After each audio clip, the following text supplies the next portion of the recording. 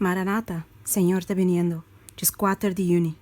É simbolismo de mensagem de três ângulos. Mira, me também manda o profeta Elias cerca bolso promete vinda de dia grande e terrível do Senhor. Malaquias 4, versículo 5. Para preparar pueblo para o dia de Deus, grande trabalho de reformação me será alcançar todo o movimento adventista. Deus mira que o de suposto Yunan não estava edificando para a eternidade. E dentro sua misericórdia, estava também manda mensagem de advertência para lançar não for de insensibilidade e guiar para preparar para a venida do Senhor. E a advertência aqui está trazendo à vista de Revelação 4. Aqui, triplo mensagem está representar como proclamador de ser celestial e está seguir imediatamente dor de venida de de gente para cosechar a cosecha de terra. E ángel está representar como bulando meio de cielo, proclamando no mundo mensagem de advertência que tem uma aplicação direta riba e gente que está vivendo no último dia do mundo sua história.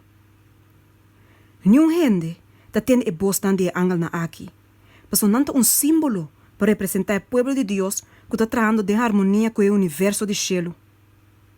E três ângulos na sua mensagem misterioso combinar, donando tripla luz no mundo. De revelação, Juan te avisa, me mira outro ângulo tabaco fora do cielo, que ele tem grande autoridade e terá a queda iluminar com sua glória. E sabe que te representa o donamento de elasto e tripla mensagem de advertência no mundo. Revelação 18 está apontando ao tempo, ora que a igreja, como resultado de seu rechazamento de a tripla advertência de Revelação 4, versículo 6, 2, a alcançar plenamente a condição predecedora de dois ángelos. E o povo de Deus, que até ainda está em Babilônia, lo guarda chamar para separar na mesa de sua sociedade. A mensagem aqui está elasto que lo guarda donar no mundo. E ele cumpre com seu trabalho.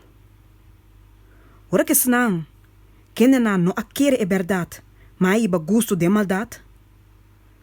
2 Tessalonicenses 2, versículo 12. Lo guardo lagar para receber engano não forte e querer mentira. E ora a luz de verdade lo brilha tur esnang, quem não coração não está abrir para receber saque. E tu é o de Senhor, que te ainda, aquela de Babilônia, lo reaccionar, ribe chamada, qual está, sali for de mi pueblo. Revelação 18, versículo 4.